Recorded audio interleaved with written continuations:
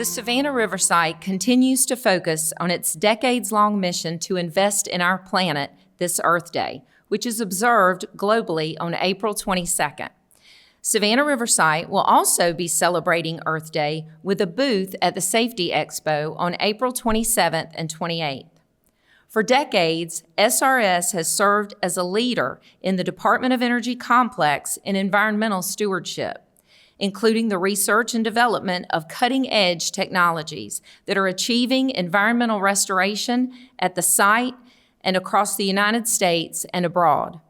Here today to talk to us about how SRS invests in our planet are leaders from around the site. So Mike, I want to begin with you.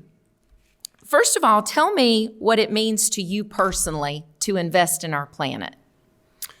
Well, I typically think about this in terms of my kids and their kids and who's coming behind us, because all the activities that we're involved in today on the site, all the work we do for cleanup missions, whether it's the nuclear waste, the volatile chemicals, the spent nuclear fuel that we process, were all generated by people who preceded us. And then we're implementing plans to clean that material up. And so whatever we do today, where we're the decision makers, we got to be making intelligent decisions so that we don't leave behind for future generations material that they have to clean up because we didn't really think the problem through. Which is not to say that our predecessors didn't think the problem through, but we have the benefit of a lot of technology that they did not have that enables us to do our job.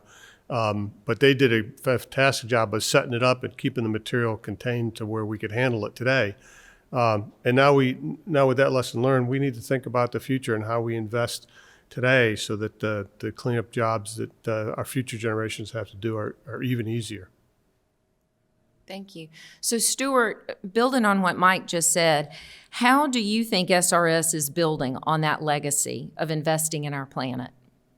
Yeah, so Amy, I've just had a great opportunity in my career to be able to work on both sides of the equation that I'm about to talk about. So for the past 30 years or so, I've been working on cleanup, environmental remediation, decontamination and decommissioning, cleaning up the old facilities from our past legacy of nuclear weapons production. And at the same time, now I'm able to then look over, and about half of the business that I conduct today is on the nuclear weapons side of our enterprise. And so at the same time that I'm looking forward to what's the long-term enduring mission for the site, I'm cleaning up some of the legacy from prior missions there on the site. And so as a company, we're able to clean up and make way for the next generation of weapons production activities that are going to be conducted at the Savannah River site. Those wouldn't be possible if we weren't investing in the cleanup activities there at the site. We'd be sitting there on top of that legacy and having to deal with that legacy for a long time to come. So it's really great to be on both sides of that equation, cleaning up and then looking forward into the long-term missions that will enable us to perform. Thank you. And so building on that and the weapons production activities, I'm going to turn to you, Chelsea, and ask you about the mission of the NNSA and how does investing in our planet fit in NNSA's mission? Well, the NNSA takes its environmental stewardship responsibilities seriously. In carrying out its mission, employing conservation and sustainable practices are an integral part of protecting the environment for our future generations. Thank you. So Dave, I want to switch over to you now and ask you that same question. How does investing in our planet fit with your company's missions? So Mike alluded to this a little bit earlier. So the regulator calls the high-level waste in South Carolina at Savannah River site the greatest environmental risk in the state. And I would argue in the southeastern United States and maybe in the country. So it didn't start out that way relative to what was at Savannah River site prior to 1950. Other than uranium having radioactivity, what's in the ground today is much more complex, much more higher in risk, much more non-friendly when it comes to environment. So our job is to get it out, get it immobilized, get that area returned back to something more to what it was before the mission actually started here. To the point where, in fact, if you wanted to build a home next to F Tank Farm, put a house there, drill a well, the water would be safe to drink. So that's our end objective here over the next 15 years. So it's all about cleaning up the environment, returning it to normal. That's good. Thank you. And so I'm going to turn to you now, Sue, and thinking about the lab and BSRA's commitment to the environment and, of course, the technologies. Tell us a little bit about what you believe the lab's role is. Absolutely. Thank you, Amy. So the Savannah River National Lab is one of the Energy Department's 17 national labs across the nation.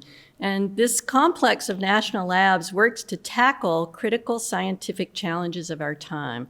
And that includes combating climate change by discovering new sources of energy and improving the climate impacts of our current energy sources.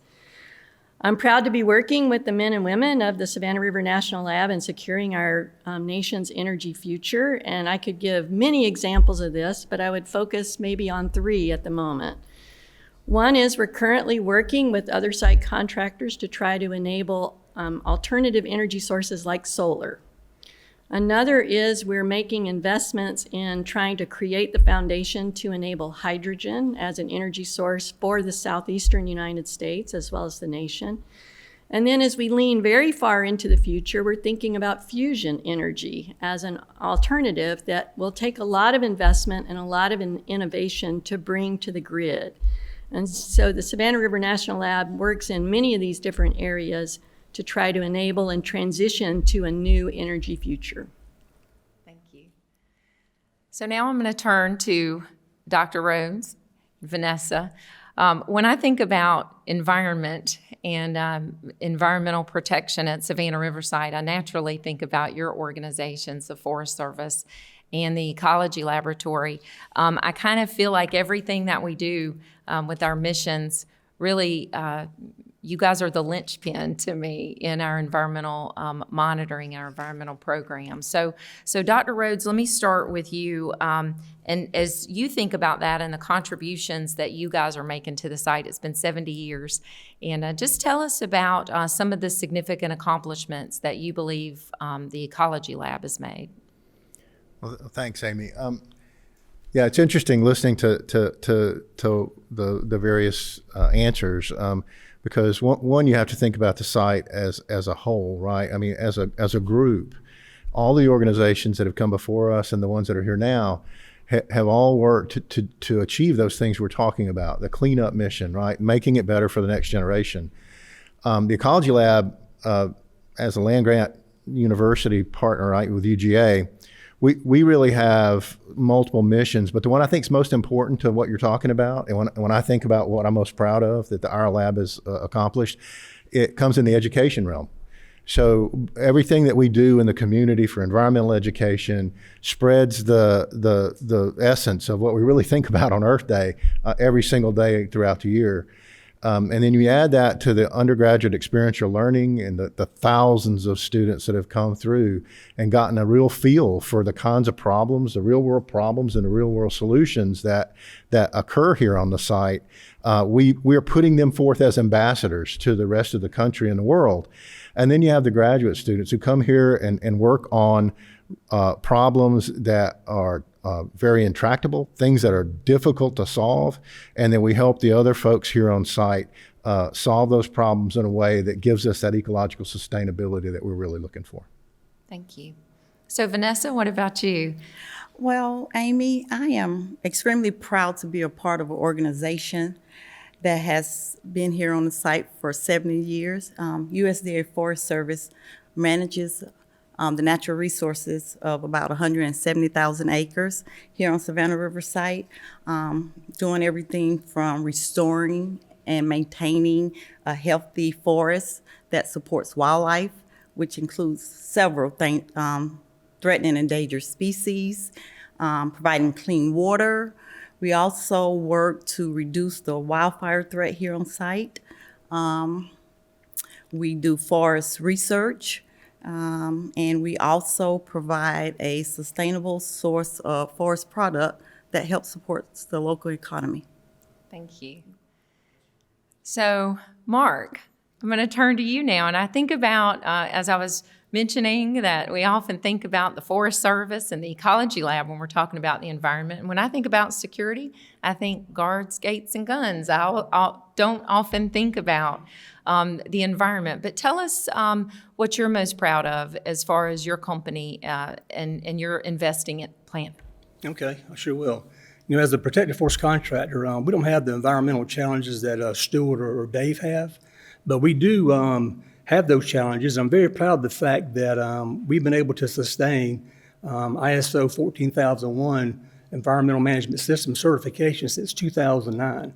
So that demonstrates to me that our employees, they're committed to protecting their environment. We're meeting our goals and objectives as laid out in our plans, and they always seek continuous improvement as well.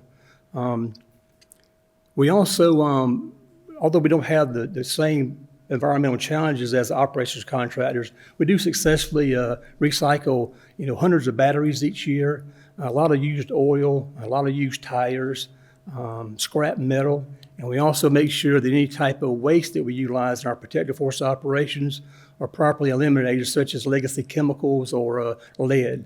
Our live fire training ranges, we'll fire up to 500,000 rounds of live ammunition a year. So making sure that we're properly cleaning weapons in the right manner, and disposing of that lead properly is a very big concern to us. But our employees work very hard to achieve that. We have one small environmental management section that really does a great job for us, and my hat's off to Carl Fennessy, who does that work for us. Thank you. So that is actually the perfect segue into the next question that's really for all of you.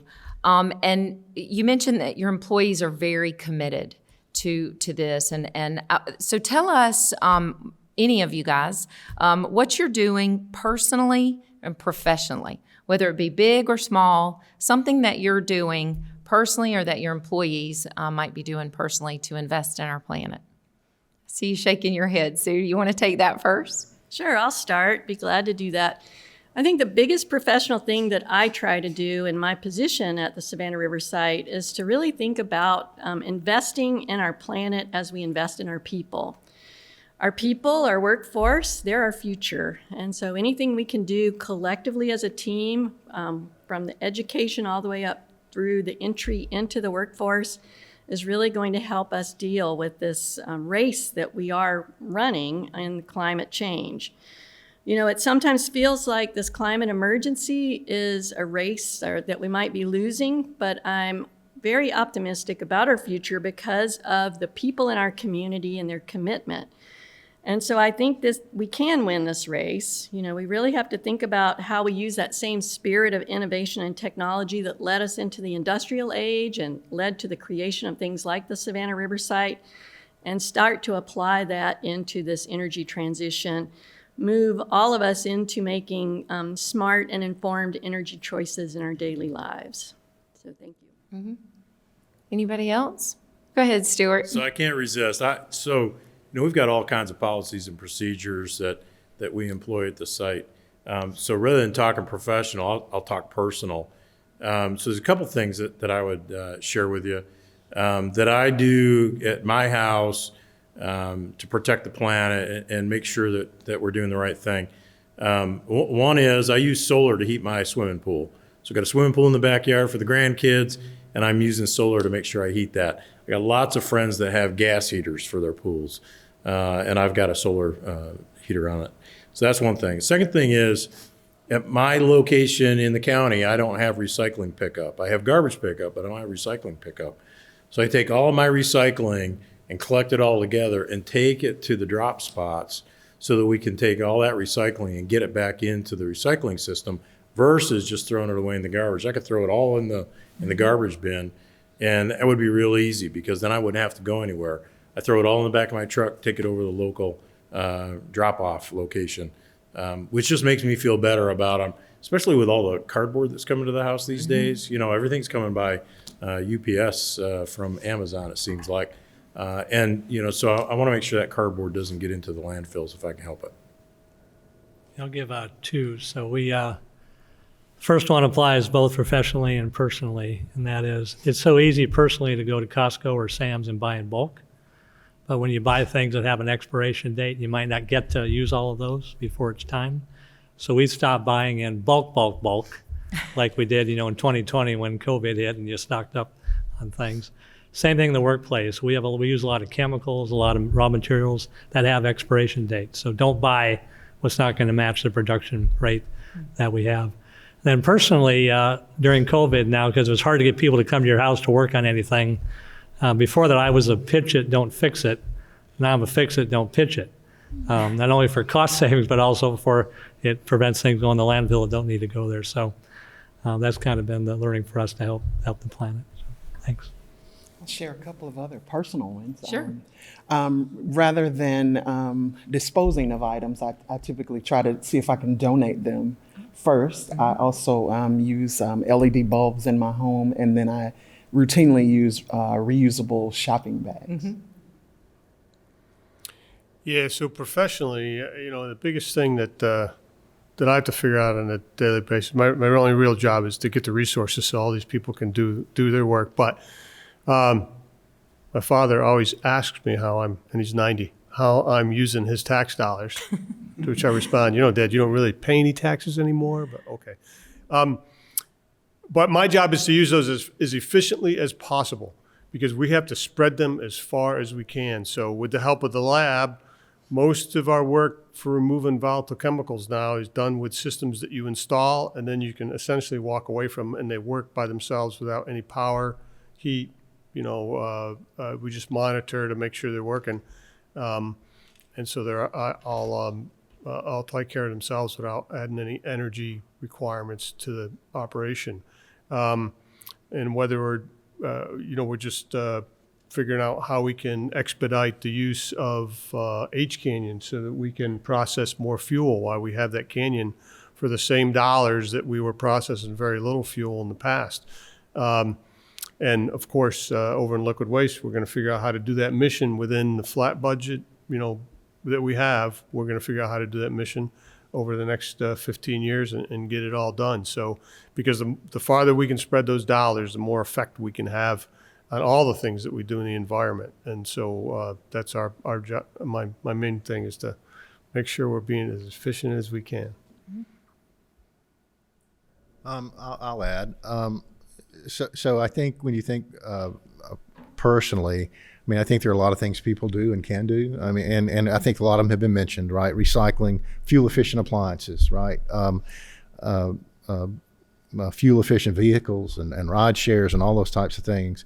But I think professionally, one of the things that I think I have an obligation to do, and the folks that work for me as well, is in this politicized environment, trying to bring folks reasonable arguments for climate literacy is a big challenge for all of us, and not to get lost in the arguments, but to actually provide the science, right, and provide it in a way that people can see, because all our futures depend on it. And it's fine and dandy to have differing opinions, but ultimately we need everybody to understand what the risks are. And so I think that's the biggest thing professionally for me. Thank you. And Amy, for me, just to piggyback on what you said, I think it's important to participate in conservation education. For me, with my younger kids, it's important that they understand what our impacts on the environment could be. That saying, knowledge is power. So when they know better, they tend to do better. Simple as turning the lights off when you leave a room. Don't allow the water to run, stuff like that. So even at a younger age, you can instill in them good conservation education. So I think that's a good point. And you made me think of a personal story. And I've shared this with some of you, but when I was a kid, I was going somewhere with my mom, and I rolled the window down and threw something out the car window. And she stopped the car. I had to go back and pick it up, and I brought it back to the car, and she said, "The world is not your trash can." And I was just a little kid, but that has stuck with me my entire life. And so it absolutely is that point. We instill that in our children. It was instilled in me 50 years ago, and here we are talking about it today, so how important it is. So in closing, I just want to thank all of you guys, all the SRS leaders that took the time to talk to us today. And all of you, remember to do your part to invest in our planet this Earth Day. Thank you.